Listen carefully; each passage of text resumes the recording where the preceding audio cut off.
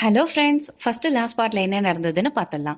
மெஹாக்கோட அப்பாவுக்கு ஆப்ரேஷன் நடக்குது. ஆப்ரேஷன் பண்ணுறவரை பார்க்கறதுக்காக மெஹாக்கும் சம்ஷேரும் ஹாஸ்பிட்டல் வராங்க. வர இடத்துல சோஃபியாவை பார்க்குறாங்க. சோஃபியா மெஹாக்கை ரொம்பவே கிண்டல் பண்ணி டீஸ் பண்ணுறாங்க.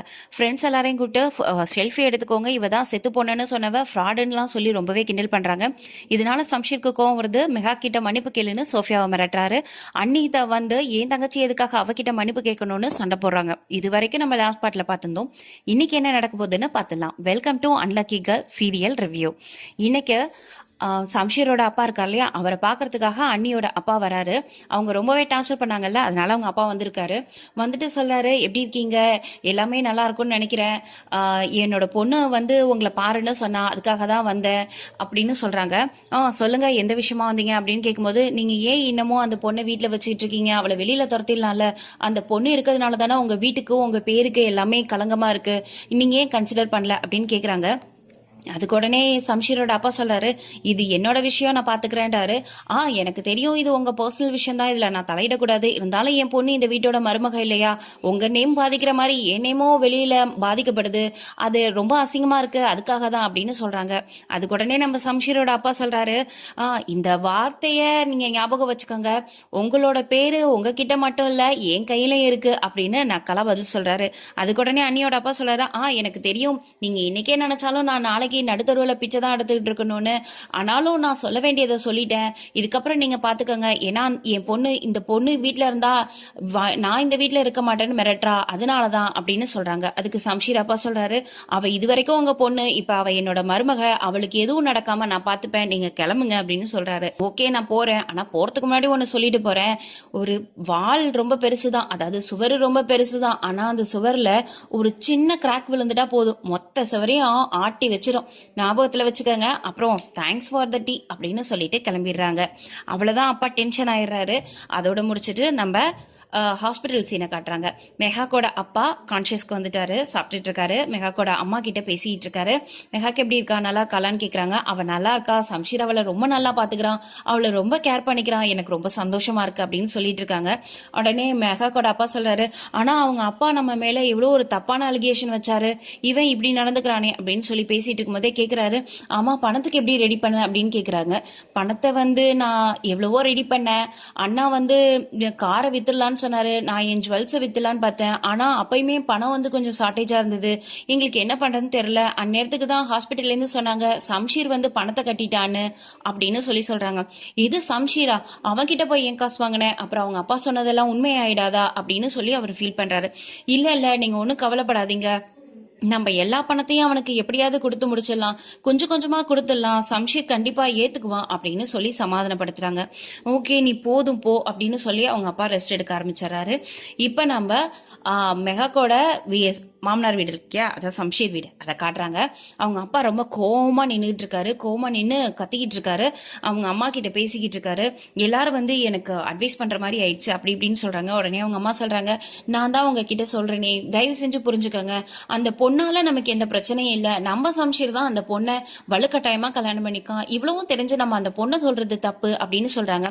நீ எதுவும் பேசாத, என்கிட்ட ஆர்கியூ பண்ணாத அப்படின்னு சொல்லிட்டு இருக்கும்போதே கரெக்டா நம்ம சம்ஷீர் உள்ள வராரு. வந்துட்டு சொல்றாரு, அப்பா நான் ஒன்னு டிசைட் பண்ணிருக்கேன், நான் உங்கள்கிட்ட ஒன்னு சொல்லணும் அப்படின்னு சொல்றாரு. நீ இன்னும் என்ன என்கிட்ட சொல்லணும் அப்படின்னு அப்பா கேட்கிறாரு.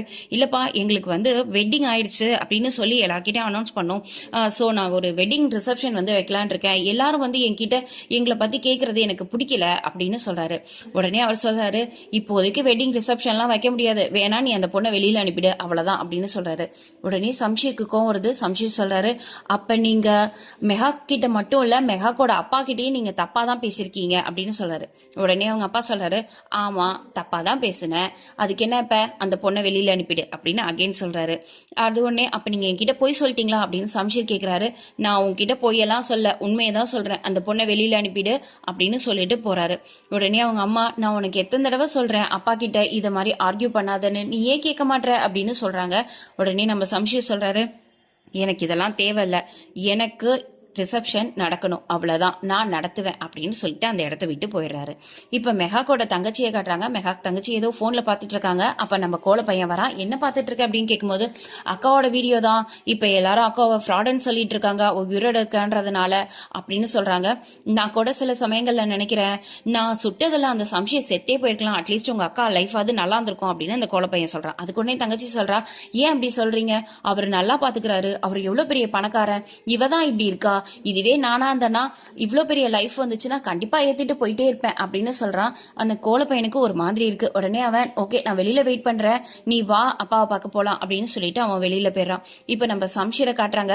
சம்ஷீர் யாருக்கும் ஃபோன் பண்ணுறாங்க, அவங்க எடுக்கல. உடனே அவன் வாய்ஸ் மெசேஜ் போடுறான், எனக்கு தெரியும் நீ இன்டென்ஷனியாக தான் என்னோட ஃபோனை எடுக்காமல் இருக்க, நீ இன்னைக்கு ஈவினிங்குள்ள கேட்டரிங் பார்ட்டிஸ் எல்லாரையும் என் வீட்டுக்கு கூட்டிகிட்டு வரலன்னா நான் ஈவினிங் உன் வீட்டுக்கு வந்துடுவேன்னு சொல்லி மிரட்டிட்டு கரெக்டாக அவங்க அம்மா வராங்க. அவங்க அம்மா வந்து, சம்ஷீர் ப்ளீஸ் இந்த ரிசப்ஷன் பிளானை நீ கைவிட்டுரு, உங்கள் அப்பாவுக்கு இது பிடிக்கவே இல்லை, ஏன் நீ புரிஞ்சிக்கவே மாட்டேற அப்படின்னு கேட்குறாங்க.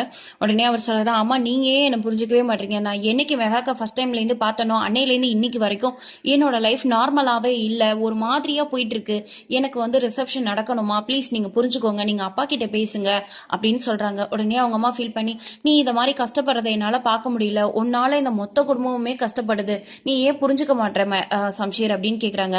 அம்மா நீங்கள் அப்போ என் கஷ்டத்தை புரிஞ்சுக்கிட்டீங்க இல்லையா, என் கஷ்டம்லாம் இப்போதைக்கு ஒன்று தான், நீங்கள் போய் மெஹா கிட்ட பேசுங்க, அவகிட்ட இங்கே யாருமே பேசுறதில்ல, அவங்க அப்பாவுக்கு ஆப்ரேஷன் நடந்திருக்கு, இன்னைக்கு ஃபுல்லாக சோஃபியா ஓவராக ரியாக்ட் பண்ணி அவளை ரொம்ப இரிட்டேட் பண்ணிட்டா, இந்த வீட்டில் யாருமே அவகிட்ட பேசுறதில்ல, அட்லீஸ்ட் நீங்களாவது போய் அவகிட்ட பேசுங்கம்மா, நீங்கள் எனக்காக ஏதாவது உதவி பண்ணணும்னு நினச்சிங்கன்னா அவகிட்ட போய் பேசுங்க, இதுதான் நீங்கள் எனக்கு செய்கிற உதவியாக இருக்கும், இந்த வீட்டில் என்கிட்ட வேற யார்கிட்டயும் இதை கேட்க முடியாதுமா ப்ளீஸ் அப்படின்னு சொல்கிறாரு. உடனே அவங்க அம்மாவும் ஓகே அப்படின்ற மாதிரி தலையாடுறாங்க. இப்ப நம்ம அண்ணியை காட்டுறாங்க. அவங்க அண்ணி மெஹாக் பண்ண எல்லா விஷயத்தையும் நடந்து பாக்குறாங்க. அதாவது ஃபர்ஸ்ட் டைம் அவங்க மீட் பண்ணும் போது அவங்க மூஞ்சில தண்ணி ஊத்துனது, இன்னைக்கு அவங்க வந்து திட்டிட்டு போனது எல்லாத்தையும் நினைச்சு பார்த்துட்டு இருக்காங்க.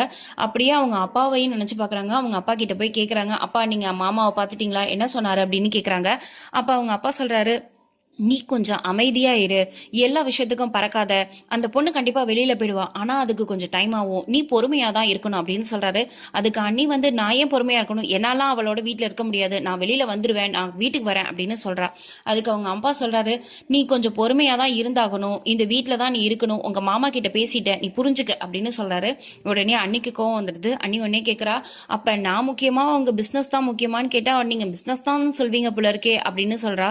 உடனே அவங்க அப்பா கோவமா அவளை பார்த்துட்டு, நான் வெளியில கார்ல வெயிட் பண்றேன், உன் தங்கச்சி சோஃபியாவை வர சொல்லு அப்படின்னு சொல்லிட்டு போயிடுறாரு. இதெல்லாம் நினைச்சு பார்த்துட்டே அண்ணியும் அங்க நின்றுட்டு இருக்காங்க. கரெக்டாக அவங்க அம்மா வந்து இறங்கி வராங்க. சம்ஷீர் கிட்ட பேசிட்டு அண்ணியை மீட் பண்ணுறாங்க. அண்ணி கேட்குறா, நீங்கள் எங்கே போகிறீங்க அப்படின்னு கேட்குறா. அதுக்கு உடனே ஆண்டி சொல்கிறாங்க, நான் அதை மாதிரி மெஹாக்கா பார்க்கறதுக்காக சம்ஷீர் ரூமுக்கு போகிறேன் அப்படின்னு சொல்கிறாங்க. வாவ், நீங்கள் இப்போ மெஹாக்கா பார்க்கறதுக்கு ரூம் வரைக்கும் போயிட்டீங்களா, எதுக்காக நீங்கள் இப்போ அவளை பார்க்கணும், என்ன விஷயம் பார்க்கணும் அப்படின்னு கேட்குறாங்க. அதுக்கு உடனே, இதெல்லாம் நான் ஏன் உன்கிட்ட சொல்லணும், அவள் வந்து சம்ஷீரோட ஒய்ஃப், அதனால நான் பார்க்க போகிறேன் அப்படின்னு சொல்கிறாங்க. அவள் இப்போ தான் எல்லா ட்ராமாவையும் முடிச்சிருக்கா, இப்போ நீங்கள் போய் பார்த்து மேற்கொண்டு வேற ஏதாவது ட்ராமா ஆரம்பிக்க போகிறா அப்படின்னு அவங்க அண்ணி சொல்கிறாங்க. ஓகே பரவாயில்லம்மா விடுமா அப்படின்னு அவங்க அம்மா சொல்றாங்க. அதுக்கு உடனே, நீங்க எப்ப அவளை வெளியில அனுப்ப போறீங்க, இன்னைக்கு கூட அப்பா வந்து மாமா கிட்ட பேசியிருக்காங்க, ஆனாலும் அவரும் எதுவும் சொல்லலையா, நீங்க எப்ப அனுப்ப போறீங்க அப்படின்னு கேட்கிறா. அதுக்கு அவங்க சொல்றாங்க, நான் எதுக்கு அவளை வெளியில அனுப்பணும், அவ ஒண்ணு இந்த வீட்டுல வைக்கிற ஷோபீஸ் கிடையாது, அவ வந்து சம்ஷீரோட ஒய்ஃப், அவ இந்த வீட்டுல தான் இருந்தாகணும், நீ கொஞ்சம் டைம் கொடு, அவ நம்மள மாதிரி நம்ம ஸ்டாண்டர்டுக்கு வந்துடுவா, அதை விட்டுட்டு நீ ஏன் இப்படி பறக்கிற அப்படின்னு கேக்குறாங்க. உடனே அன்னைக்கு கோவம் வருது. அவ ஏற்கனவே விரல்ல ஆட்டுற பொம்மையா அவங்க பையனை மாத்திட்டா, இன்னைக்கு அவ சொல்லிதான் அவன் சோஃபியா கிட்ட மிஸ்பிஹேவ் பண்ணா, அதே மாதிரி நாளைக்கே உங்ககிட்டயும் அதை நடந்துக்கிட்டானா நீங்க என்ன பண்ணுவீங்க அப்படின்னு கேக்குறா. அதுக்கு அவங்க எதுவுமே சொல்லாம சைலண்டா அவளை பார்த்துக்கிட்டு இருக்காங்க. உடனே சொல்றா, இதே மாதிரியே போச்சுன்னா எதுவும் சரியா இருக்காது, நீங்க வேணா உங்களுக்கு நடந்த அவமானம் எல்லாத்தையும் மறந்துருக்கலாம், ஆனா நான் எனக்கு நடந்த அவமானத்தை மறக்க மாட்டேன், என்னைக்கும் மறக்கவே மாட்டேன் அப்படின்னு சொல்லிட்டு அவ வேலையை பார்க்கறதுக்கு போயிடுறா.